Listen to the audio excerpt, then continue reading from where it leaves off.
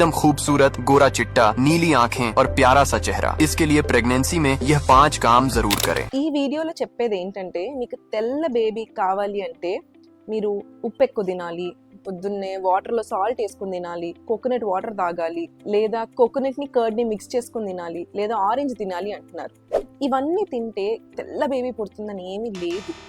Colour of the baby depends on the parents.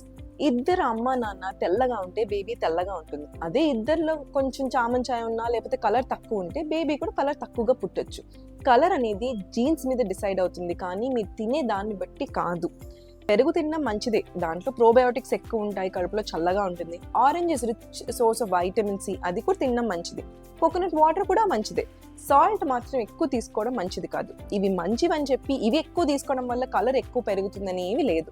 కానీ మీ general హెల్త్కి, ప్రెగ్నెన్సీలో ఇన్ఫెక్షన్స్ రాకుండా యాంటీ ఆక్సిడెంట్స్ సోర్స్గా ఇవన్నీ కూడా కరెక్ట్గానే ఉంటాయి. మంచిగా వాటర్ తాగండి, బ్యాలెన్స్ డైట్ తినండి, మంచి ఫుడ్ తినండి. బేబీ గ్రోత్ బాగుండాలి.